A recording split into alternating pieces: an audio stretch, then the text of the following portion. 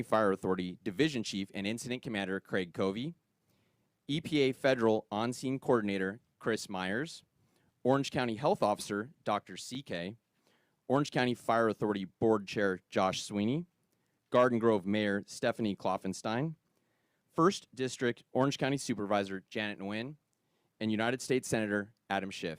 With that, I'd like to turn it over to Chief McGovern. Thank you, Captain Barta.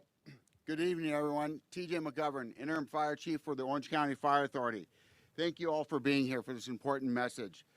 You know, early on in this incident, it started with us being advised that there are no options and nothing we can do. Basically, it was going to be a major explosion, which we've been referring to as a BLEVE or a catastrophic spill. That message did not resonate with the firefighters and first responders. We knew we had to come up with a plan. That's what we do. We look at these incidents and we come up with a plan. Throughout the day today, I've been happy to report that the most catastrophic and worst case scenario was mitigated and resolved. That was the case of a potential BLEVE. It's not over yet, and I want to reemphasize that. It's not over yet. We still have work to do. There's two things that we're going to be still doing an operation on. Number one, we still have to mitigate a fire and very small explosion concern, and also a spill potential. You know, I've worked in this city for 25 years prior to joining OCFA, so this incident is very close to me. I want to thank all the citizens who were displaced and their patience in support for us as we're trying to mitigate this situation.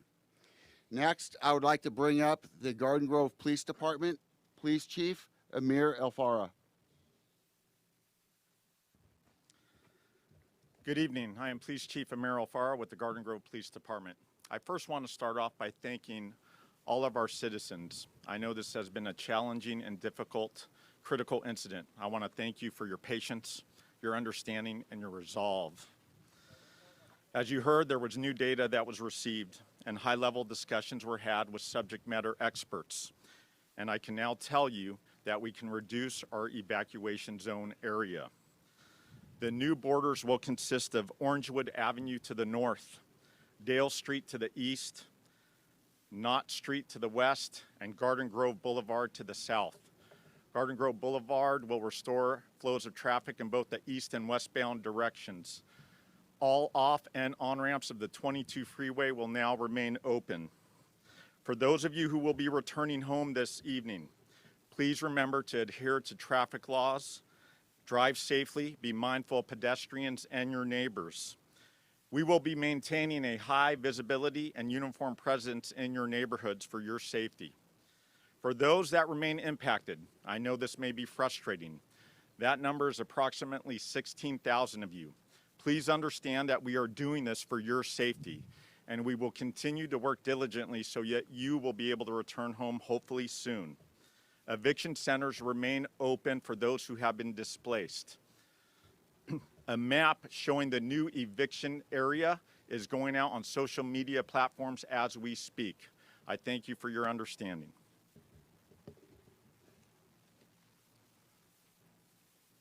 We did it. I was handed an incident that had two options, a spill or an explosion. That, as the chief said, it was unacceptable. We put all of our people together, we found a plan, and we instigated it, okay? That took time. That tank was ready to blow up. I want to talk about what's gone on in the last 24 hours that has gotten us to this position so that all your residents understand it's safe to go back. Because remember, I promised you at the beginning of this incident, that was the #1 priority, was to get everybody home. But we could only do it if it is absolutely safe. I appreciate the patience. I know it's been challenging and frustrating. So let me explain how we got to where we are in the process of repopulation. 24 hours ago, we started seeing the trends of the tank, okay? A lot of people were asking us, why aren't we getting the tank numbers more often? We were not putting firefighters downrange into the area during the daylight when the tank is at its most vulnerability. So we were doing at night operations, and we're doing it once or twice a night at the most to get in there and get a trend, get in, get out, okay? We were tracking those trends. We had to understand the stability of the tank. What we essentially were shooting for, in layman's terms, is to boil an egg, okay? That's what we wanted. You know, you have to control that temperature to get that egg done right and not crack the shell, okay? The shell did crack, but just enough to release that pressure without causing a leak or an explosion. That was our huge moment in this incident that we were able to capitalize on and take control of it and start mitigating it and go what we would call offensive. Go downrange and start taking active actions to assess the tank and everything you saw on TV last night. That's because of the trending that we saw. You remember we talked about 77 degrees, and then 90 degrees, and then 100 degrees, and then it flattened. And then we went back in, and it was 93 degrees. It not only flattened, but it retracted. There we go. That's what we were looking for. That was that moment where we knew we were starting to get a hold of this thing. The tank was stabilizing. Then it's down to 92 degrees. Here we go. We took off all the sides of it. You saw those guys working so hard last night, taking off all the weather and insulation on the side so that the water can directly impact the tank and be more efficient at cooling it and continuing that. That's like that egg when you take off all the shell on the outside. That's what we did last night so we could get the cooler water on it and be more efficient at cooling this thing down and managing that time temperature curve. Today, with all that information and the fact that we are confident that that tank released its pressure, we have absolutely ruled out the ability for this tank to levy and have that catastrophic explosion. With that intel, working with our partners, the experts from the EPA, the Orange County Healthcare Hazmat Division, our hazmat team, and the technical hazmat team that we brought in last night that led that charge in there, pulling off all that stuff. We were backing them up. With all those experts, we have reduced the footprint to what we are repopulating today. Roughly 65% of the incident is going home. That's a huge win. The number two, back up, the number one win of this whole thing is we've had no injuries to civilians and we've had no injuries to firefighters. It doesn't get any better for that as an incident commander. Super, super successful day. What took so long today? The process is this. After all that data we're gathering last night and the last 24 hours, previous to that, this morning we have a repopulation meeting at 0900. We get all the decision makers in a room. We discuss the whole thing. We present the modeling. We modeled the incident to the current potential. Mind you, there was 6,500 gallons in this tank, but we feel that a lot of that is cured already. We don't think there's that much liquid potential left in it. We don't know exactly how much, but based on all this technology and this indication with the experts, we know some of that is gelled up or hardened like it's supposed to do. So the modeling we did is for 5 days out, looking at the worst possible conditions that are currently forecasted. We built our evacuation footprint on a 360-degree assessment of that, so that if we have a wind change that we are unexpected, we have that covered as well. So that modeling, both plume and potential fire, is covered in this evacuation zone. That's why we still have a zone, because we still have hazards in this incident that we're trying to trend and fix and return the final group, that final 35%. So once that group make that decision, then we have to build that hardened interior corridor to protect all the residents that are still going to remain in evacuation. We prepare this whole statement to get everybody so that once they're done with that takes time to go build that whole new perimeter. Once we got that done, we timed it with this so that there was no delay in getting the folks home. They've gotten the messages, it's coming out, and we're going to get them home as soon as possible today. Now the priority left is keep our firefighters safe and get that final group home. I'm very, very optimistic moving forward that we're going to continue with this success, that everything is stabilizing, and we're going to get them home as soon as possible. Thank you. Good morning, everyone. Sorry, good afternoon, everyone. My name is Chris Myers. I am a federal on-scene coordinator with the United States Environmental Protection Agency Region 9 Emergency Response. EPA was involved in this incident at the request of Orange County Healthcare Agency. We have been providing air monitoring support and have over 20 real-time instruments, air monitoring instruments located throughout the evacuation zone and in the community. All of the air monitoring instrumentation that we've been operating has been operating 24 hours a day, around the clock, and there have been no exceedances detected throughout the duration of the incident. Federal, state, and local agencies are aligned in their commitment to public safety. Air monitoring will continue throughout the cleanup process as well, not just so post-incident, these operations will continue as well. Thank you. Good afternoon. My name is Dr. Regina Chinsky-Okwong. I otherwise go by Dr. CK. I'm your county health officer from the Orange County Healthcare Agency. I really want to say thank you to all of you, especially those who have been displaced, and all the organizations who have been supporting all those who have been displaced in the shelters. Thank you so much. And to all of our partner agencies who have made this successful. But the work is not over yet. There's still some things that we need to work through. We need to make sure it's still safe, and that's why we have a new evacuation zone. I want to reassure everyone who is outside of the new evacuation zone that when you go home, you can feel safe. There was no contamination. There were no fumes. There were no vapors that came from this incident. There was no leak.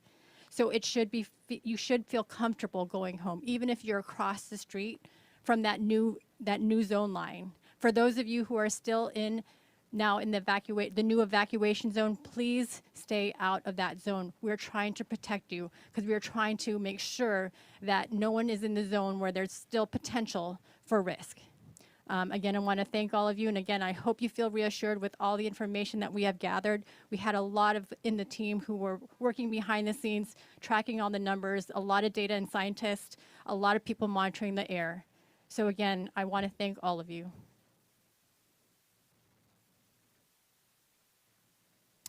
On behalf of the OCFA Board of Directors, I want to express gratitude to our firefighters, law enforcement personnel, technical experts, partner agencies, and support teams who have been working tirelessly on this incident around the clock. This has been a complex situation, and I could not be more proud of all of the professionalism and teamwork displayed over the past several days. Public safety remains our top priority, and we truly appreciate the patience and support from the community. Thank you.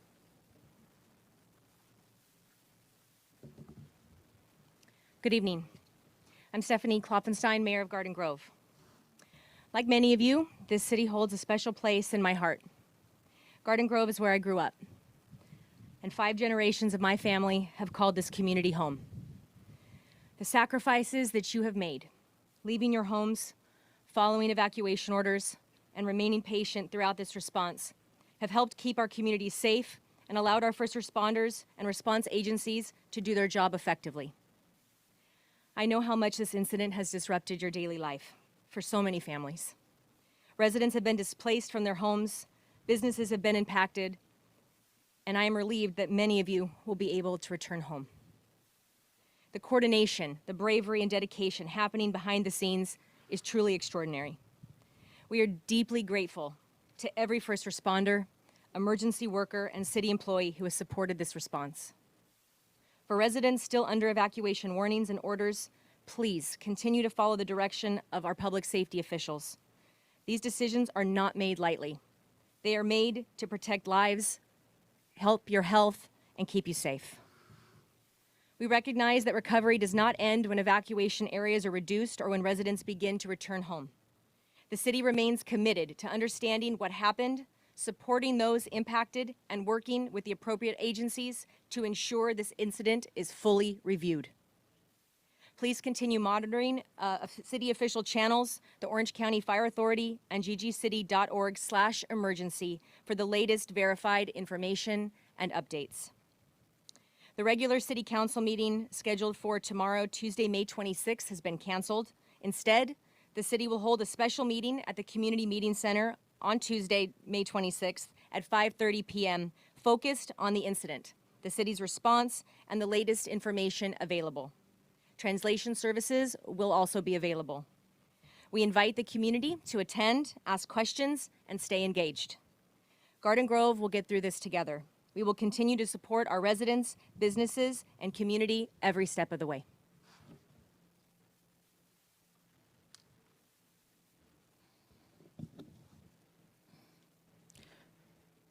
Again, I'm Orange County Supervisor Janet Nguyen from the 1st District. From the very beginning of this situation, I told you that I, the county, and AQMD are committed to making sure you are safe, informed, and supported through every step of this situation. For the last 96 hours, I've been here at the Emergency Command Center and in evacuation shelters, receiving and sharing information directly to you, the residents. Last night, our brave firefighters and responding agencies pulled off a dangerous operation in the hazard zone at the tanks to do recon and go on offense. Due to their bravery and technical skills, we are headed in the right direction and are getting many of you home. All these agencies behind me, from our own local, state, federal, and other groups coming together to protect our community. The coordination that has happened to get to this moment is nothing short of incredible. Beyond these agencies here, I've been proud to see the outpouring of support from our own community. Neighbors helping neighbors, small businesses and volunteers stepping up and providing for our residents affected by these evacuations. I can't express how thankful and grateful for our residents and community. As a member of the AQMD Governing Board, we will be continuously monitoring the air quality for the next several months. And the EPA will be monitoring our sewage and storm drains. And I can assure you, this matter will be thoroughly investigated. As your county supervisor, the county will make sure to get everyone the help that they need to bring their lives back to normal. I want to thank President Trump and the governor for acting swiftly to secure federal and state emergency declarations, which have brought critical resources into our community to support our local response and our displaced residents. I also want to thank our Fire Chief, McGovern, Orange County Fire Authority, Orange County Sheriff, Garden Grove Police, Garden Grove City, AQMD, EPA, FEMA, our county health officer, our county families, and every agency that has shown up for us. We have the best of the best on deck. We are not out of the woods yet, but we are headed in the right direction. And we will continue to be with you until this situation comes to a close. Thank you.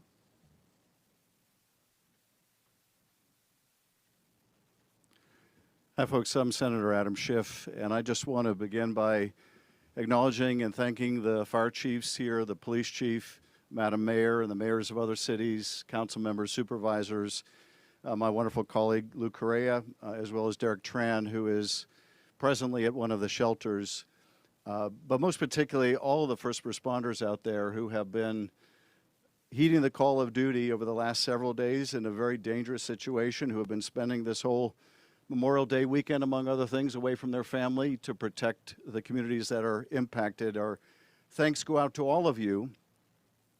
It is wonderful news that one of the tanks of MMA, which had been over the last several days increasing in temperature and looking like it was going to explode, is now decreasing in temperature, and the risk of that explosion has been much mitigated. It's also wonderful news that the evacuation zone is being reduced. But I want to urge folks who are still within the area for which there is an evacuation order to pay attention to that order, to obey that order for your own safety and for the safety of people around you and for the safety of first responders. Nothing is worth risking endangering your lives by trying to go back to your home while there is an evacuation order still in effect. Don't put your lives at risk, and don't put the lives of first responders at risk by getting in their way. So please abide by those evacuation orders. I want to acknowledge the leadership of Derek Tran, who led the effort to get a federal emergency declaration, which I was proud to support along with Alex Padilla and Lou Correa. And I thank him for the work he's doing at the shelters right now. I also want to acknowledge Tom Umberg and his important leadership, but that of all of the folks that have responded to this crisis. I'm glad we now have that emergency declaration from the administration. It was granted within the last 24 hours. That is a great step that will help unlock further assistance from FEMA, EPA, and other agencies. And I'm also grateful to the governor for his swift action to declare an emergency. It's a team effort that's required to deal with an emergency like this at the local, federal, and state level. But once again, my profound thanks to all of the responders that have been out there on the front lines protecting our communities. Thank you very much.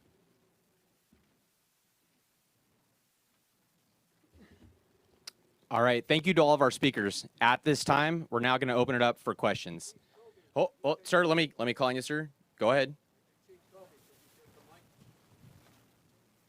What specifically has to be done to this tank to get the remaining evacuees back to their homes?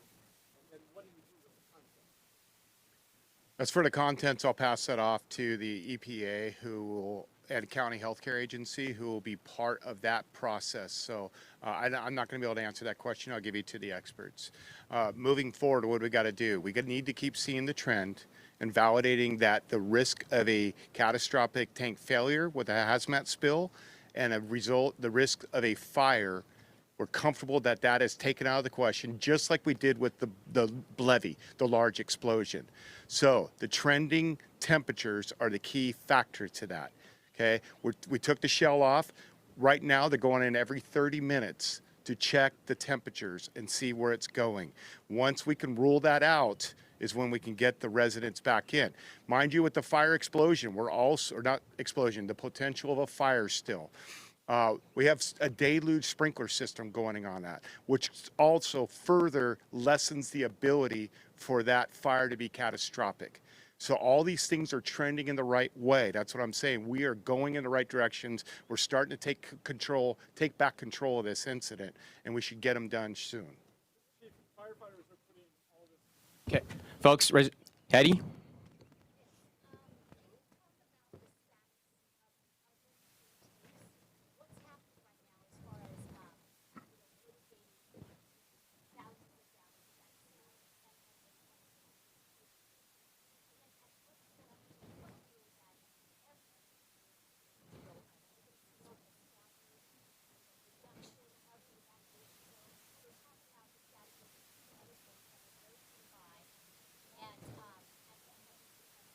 So the question was the status of the other two tanks, and at what point do we anticipate people being able to the rest of the people being able to repopulate? Chief Covey? Those are both very good questions. So the other tanks are not as much of a priority of solving the first tank, but they're not off the radar of being needed to be dealt with. So we're going to continue to focus on the priority of this, and that's the status of that first tank and the need for us to gather the information so that we can return the public safely and confidently. Okay, what was the second question one more time?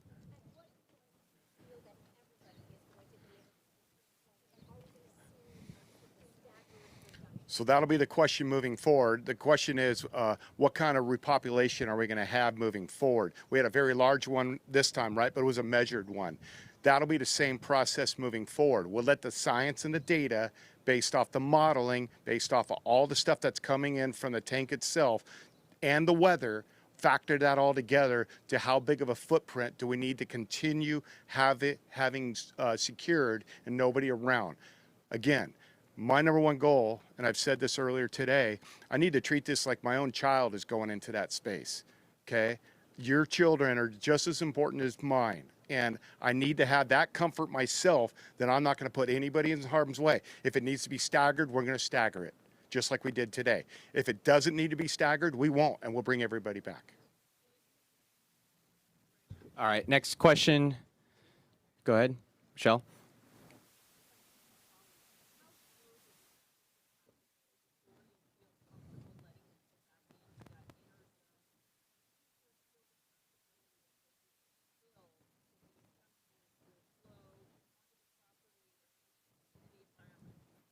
So the question was about how low do we need the temperature to go before we feel comfortable, and is there still a potential for a spill? You got me on that one. A little more technical than I know. If I may, can I bring up Chief Freeman, who is our subject matter expert on that? Chief Freeman, if you can address that. Good afternoon. Excuse me, Division Chief Nick Freeman, Hazmat Branch. To the question, we have had a lot of opportunity today after the work that was done tonight to start really inspecting those tanks.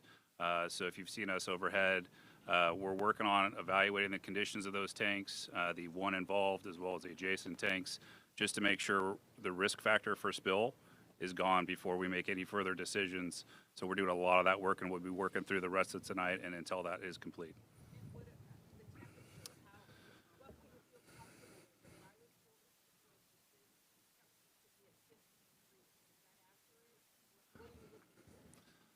That's a good question as far as what temperature we're comfortable. Right now, we're just hoping to see more trending in the downward.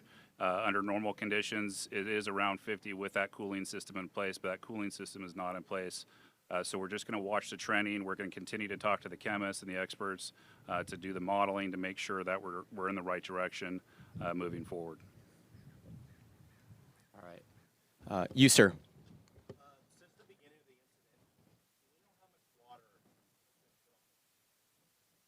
Okay, so the question was how much water has been applied on this incident? That's a big number. So you got a deluge system with a full throttle on it, and then we have that ground monitor on the ground that's flowing 1,250 gallons a minute. So imagine 5 days of that. I can't run that number in my head right now, but we're talking millions and millions of gallons. All right, next. Go ahead, ma'am.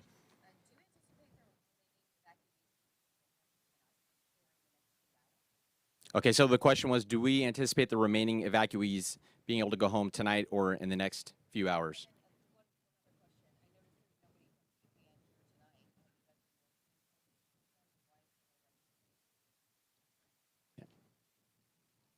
So as far as can they go home tonight, no. We don't have enough data to back that up, that decision. Okay, we're going to run another full night operations. You saw how late they worked last night. So we're going to get all that information, and we're going to revisit the subject tomorrow morning. I wish I could. I promise you.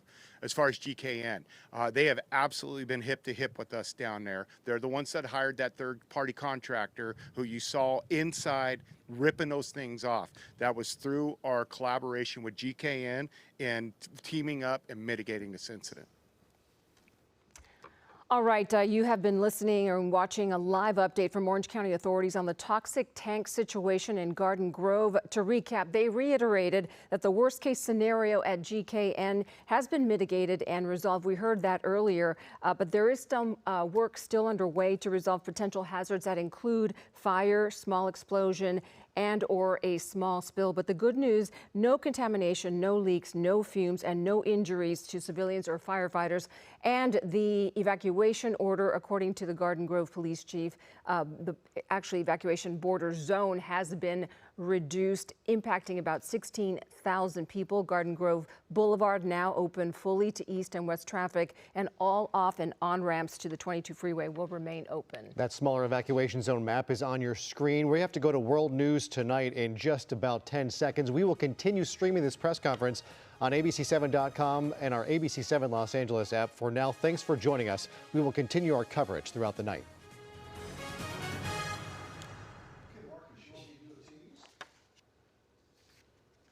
Okay, welcome. Allowing any of the outside air in. So you really have to understand your HVAC system to understand how to turn that off. So, but we really don't want people in the evacuation zone. Sir? Yeah, so firefighters are putting a whole bunch of water on this tank to try and keep it cool. A lot of that water is going into the storm drain. Is it being tested? Is it clean? So the question was, there's a lot of water being applied, and there's water going into the storm drain, and is it being tested? 100%. That is absolutely part of our standard operations. At any incident that involves a hazardous chemical, our structure fires, any kind of spills, we are absolutely testing runoff. That's normal operating procedures. Plus, the teams put downstream barriers to capture. It's called an underslung dam. Anything floating, which is what this product does, it's lighter than water, so it floats on the top of it. It's a system that's built up that anything that's going through it captures the stuff on the surface level, where if by chance, and there's not, if there was by chance, we would be capturing So it. it's clean right now? 100% clean. And it's been clean the entire time that we've been monitoring it. Michelle, go ahead.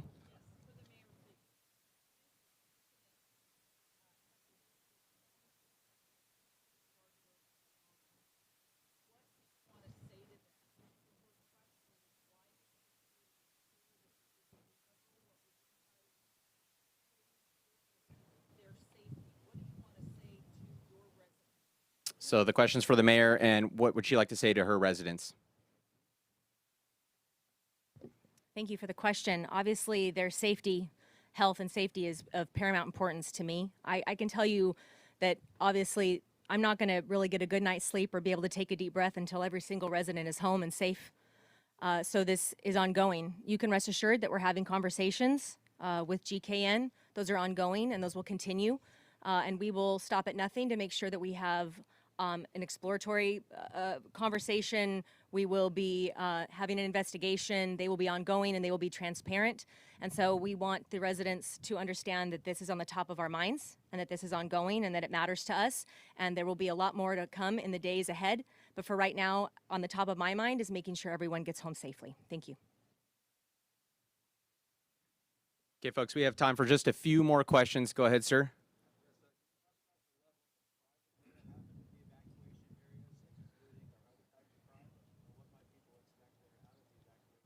So the question was about potential crime that occurred within the evacuation area and the potential for crime in the future. That'll be for Chief Alfaro. Thank you for that question. Unfortunately, during incidents like this, we do have bad actors, and since the inception of the incident, we have made 7 arrests. 1 of those for looting, 6 for prowling, and I will tell you our partners over at the DA's office are going to prosecute them to the fullest extent of the law and the statutes in place. We take high visibility patrols, plainclothes details, and the latest law enforcement technology to make sure our communities are safe, and we will continue to do that in these areas that are impacted. And for those who are going back to their homes tonight, they can expect to see Garden Grove PD and our local law enforcement agencies who are partnered with us in this around their neighborhoods for the duration of this event. Thank you. Sure. 1 for looting and 6 for prowling. 7 arrests total since inception. Thank you. Okay, folks, we're going to have one more question. Go ahead, ma'am.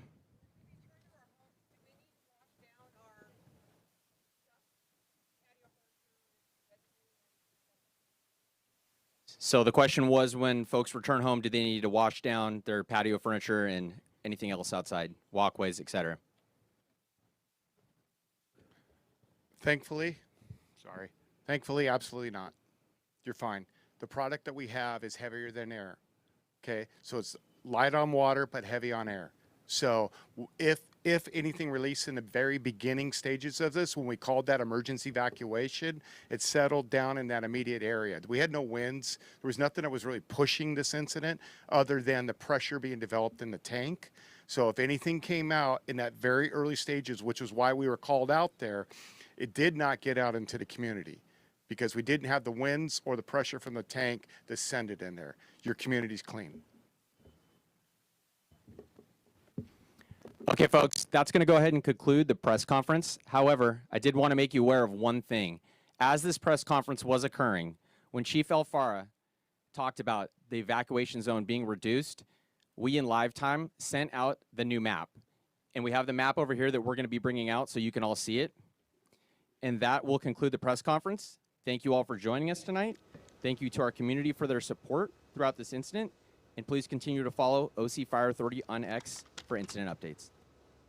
Okay, you have been listening to an update from Orange County authorities on the crisis playing out in Garden Grove for the last 5 days.